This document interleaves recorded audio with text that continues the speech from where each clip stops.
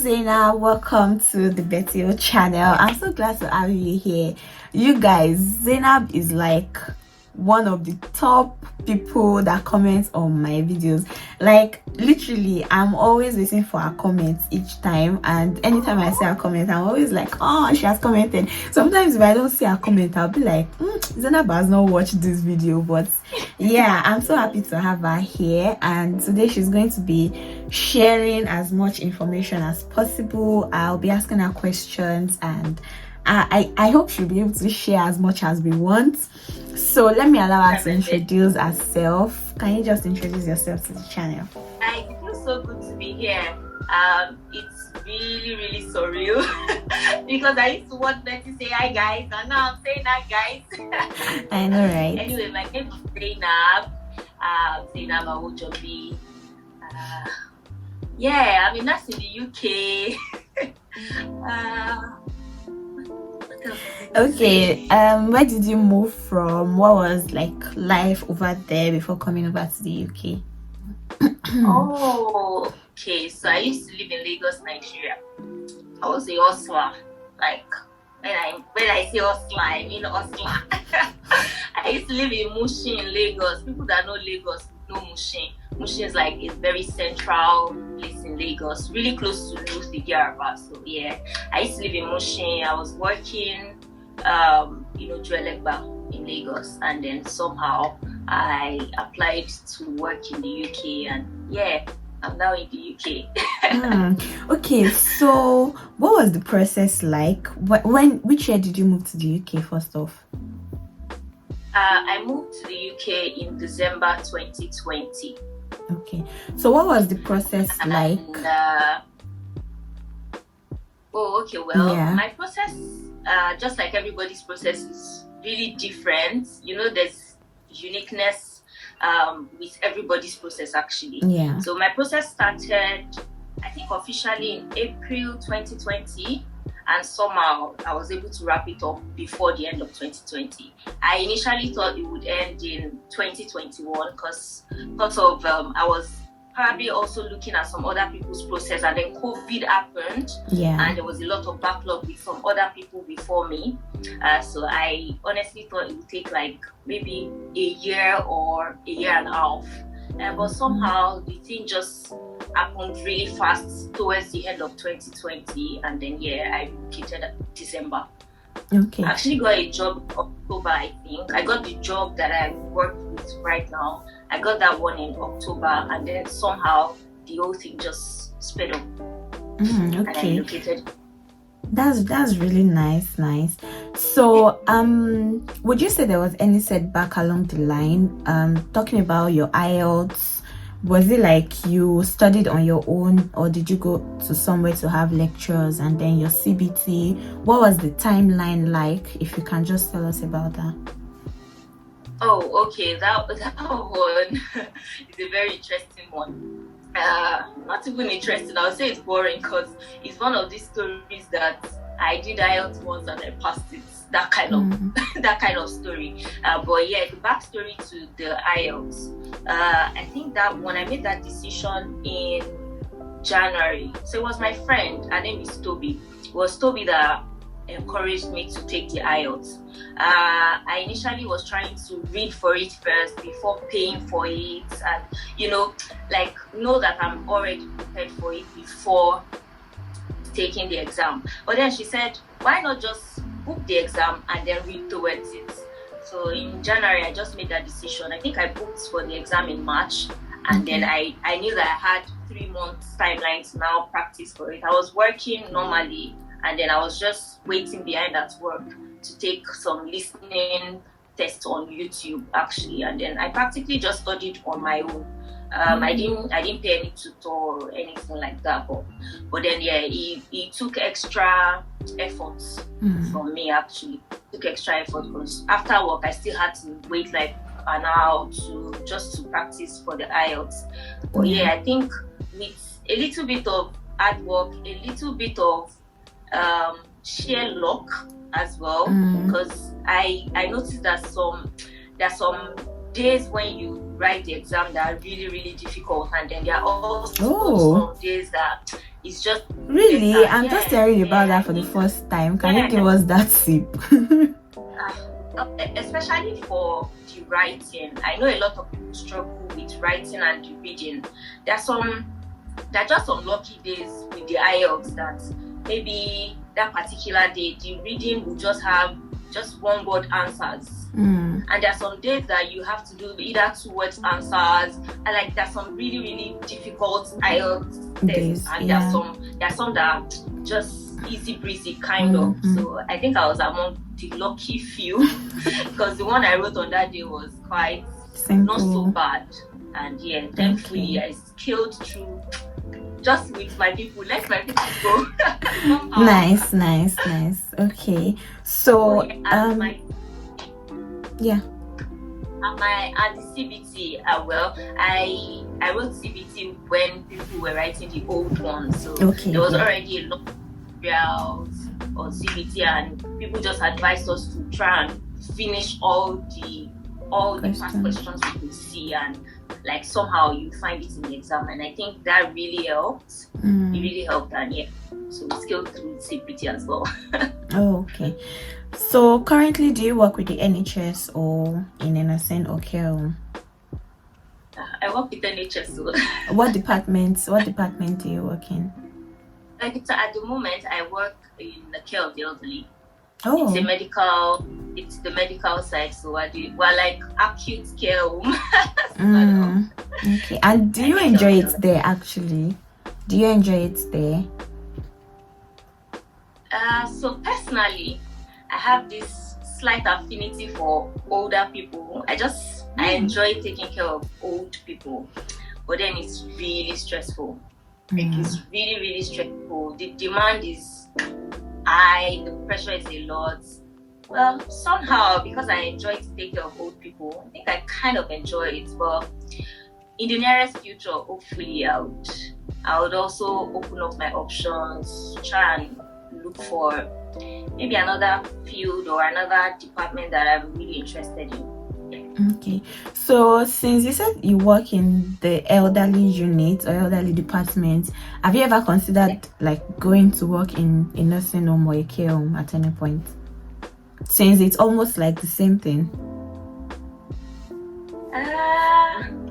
Not at the moment. I haven't thought about it. It hasn't really crossed my mind to work in a nursing home. Maybe because I haven't really heard like so many things about not like I haven't heard so many things about it, but maybe if I have someone that always talk about, I have a lot of people that work in NHS around me, so it's always NHS and hospital. So maybe if I have people that also work in nursing home and we always relate and talk, maybe the interest will go, but at the moment, nah. Nah. Not like I haven't, not nah as in a bad way, but like I haven't. I get, don't mind me. Yeah, I get you. Tell us where you stay in the UK, your location, and what's the cost of living like? Okay, I live in the east of England. I live in a town called Colchester in Essex. Okay. Cost of living, it's a little bit here and there. It's not as cheap as the north. It's not as cheap as up north. We're all in the south, so it's like normal south cost of living. And I think generally the cost of living around the UK is increasing. Yeah. Because at the moment I've been looking at moving.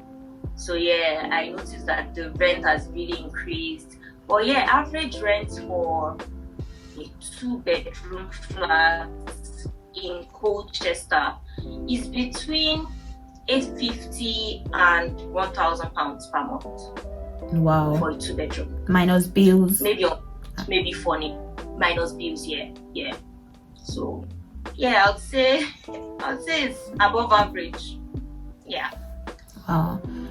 That's a bit on the high side though. 850. Well, 2-bedroom, you said, so I think it's still. They said we're not far from London, so I think They said. the London Bridge. So have you visited London? Yes, I have. How many hours is your place from London? By train. Oh, that's nice. That's nice. But in max an hour to London. So yeah, the breeze of London is blowing expensive to this side. Okay. Yeah. Right. So okay, let me put this like this. Have you ever encountered any form of bias or racial profiling at work, and how did you deal with it? Maybe not at work, let me just say in your surrounding generally, but if there's any at work, I would really love you to share and how you really dealt with it. Racial profiling, where I am at the moment, like at work, I'm not sure. I'm not sure. Things that happen at work, normal stuff between that could happen between colleagues, I wouldn't say it's racial profiling, because there's some things that happen to you and you would how would I put it? Like, there's some basic things that just happen with colleagues at work that is not necessarily like racial profiling. They're just normal work issues. Yeah. Like, you could have small clash with maybe HCA, have small clash with, but I won't call it racial profiling. Personally, I haven't experienced it. Personally, I haven't, but small things that happen, I think I just have my own way of dealing with things and not necessarily like play the race card or something. But I'm not sure. Nah. Not with me, and I'm not sure anyone has also like said anything regarding that to me, so I'm not very sure. Okay, so is there a particular way to go about things like this in the NHS? Let's say somebody gets racially profiled. Is there a particular way of dealing with it? Maybe like going to report to the HR, or like some set standard or something like that. Yeah. The thing is, when we had induction, I think in my hospital they have these units that usually deal with all this inclusion and diversity thing. Yeah, diversity and inclusion, that thing. Yeah, I think they have like a department where they really like address things like that. And also, I'm sure in a lot of like organizations, they usually have this black and minority something BAME thing. Yeah, I think they have it in like a lot of hospitals. So one of the things to do is probably make sure that you're one of those BAME people, so that at least if things like that happen, you can always just mention it to them, and then maybe also report to that inclusion and ethnicity people. I think I'm not very sure how to go about it, but I think those are like the two things that people can do. Okay. So so far, say you've been over 1 year in the UK now, have you ever experienced any culture shock since you got here? Plenty culture shock now. Okay, just share a few with us. I remember. It's looking like I'm even getting used to. Well, anyway, this one is not a culture shock, but the weather. That was the first thing I had to deal with. It was so cold. Even till now, Sam, I think I still used to have to pack up. Like, I don't like cold. So yeah, that one came as a shock to me. And then the second culture shock. What was it? Okay, this when you're at work or anywhere at all, you just call people by their first name. Yeah. Like, you don't have to say Mr. Something, Mrs. Something. Yeah, that was a little bit like different. Even like you want to speak to people that are like your seniors all the way, like you just call their name, this person, that person. Yeah, that came as a shock, a little bit of, but then it took a little while before I just adjusted to that. Yeah, I think that was like the one major thing that I would say really, really shocked me. Like, is this how you people do it? Yeah, I think that I think that's like the only thing. Any other thing? Maybe I don't remember. Oh yeah, another one.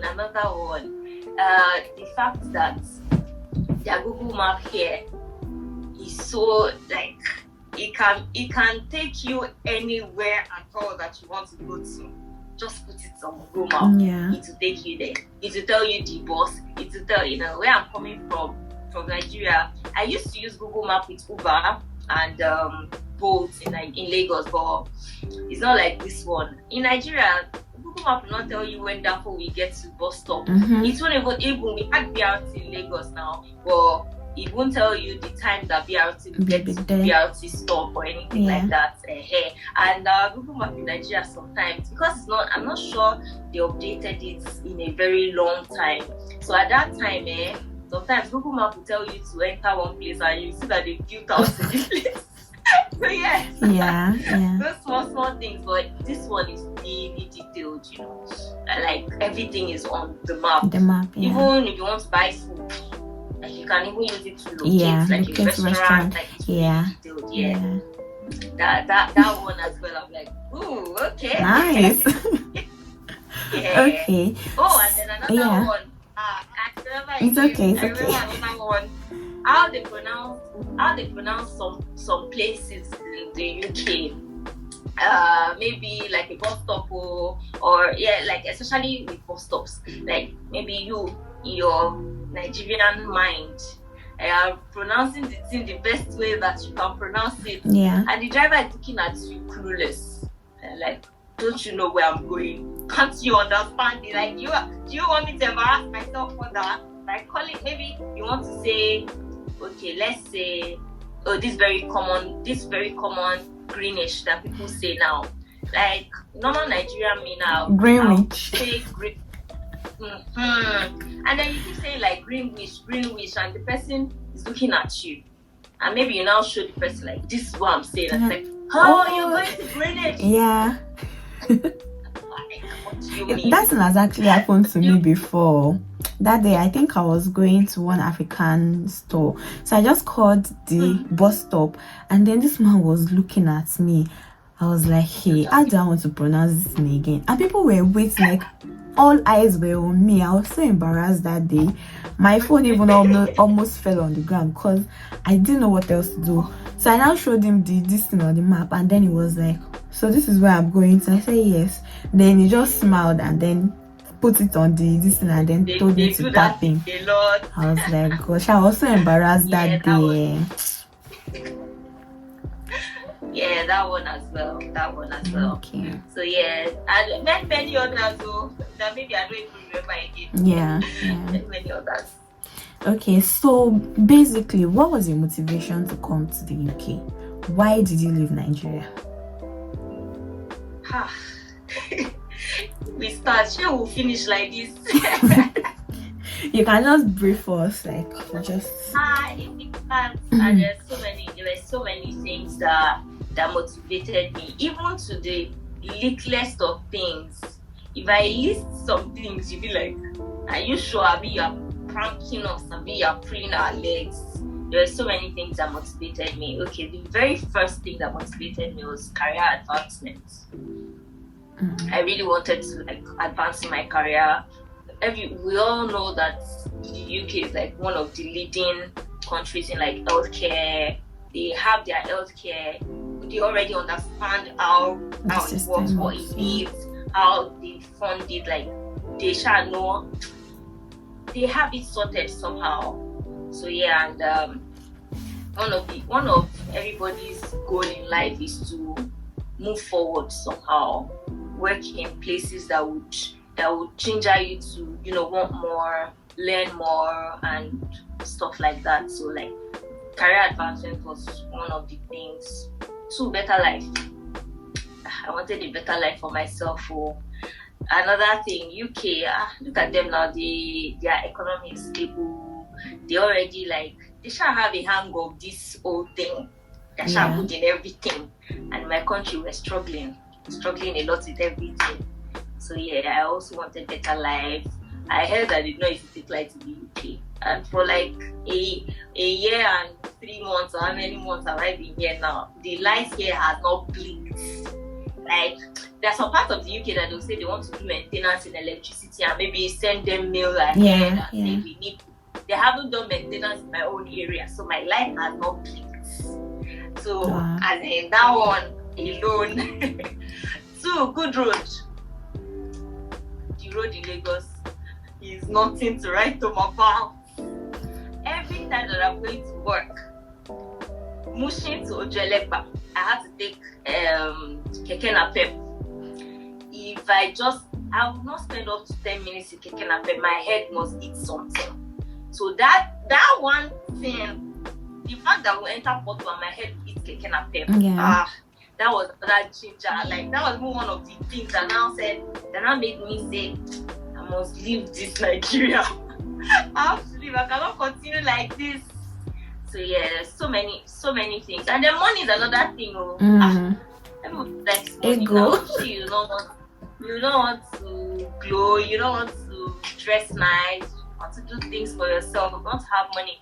When I was working in Lagos, they were me salary. My salary is usually delayed. So, and here they have a particular date that they pay us. Yeah. If the dates fall during the weekend, they'll pay you the Friday before. Yeah. And that nothing has happened to that date. Like that, there was no delay. There was no any like. You even know how much you will earn before that date, safe.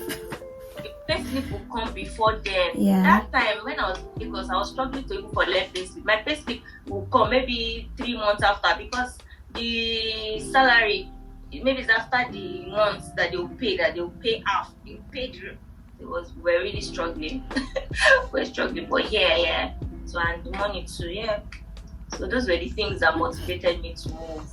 And yeah, I also thought into the future, when I start to have my own family, have my children, like I really want them to grow up in like a sane environment, a stable environment. I already have free education in the UK as well for children, I think from a certain age. Yeah. Imagine all of that good stuff. Life. So yeah, those are the things that motivated me to move. Okay.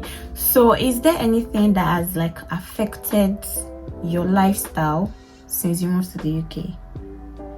That has changed your lifestyle? So let's say maybe like work now, maybe back in Nigeria there are some things that you do. Say you're a Muslim now, so like your prayer times and all that. Has anything affected it? Yeah, since you moved to the UK. Not necessarily that, like if there are other things as well. Oh, okay. Yes. The UK has affected me in so many ways, in good ways too. Yeah, in good ways.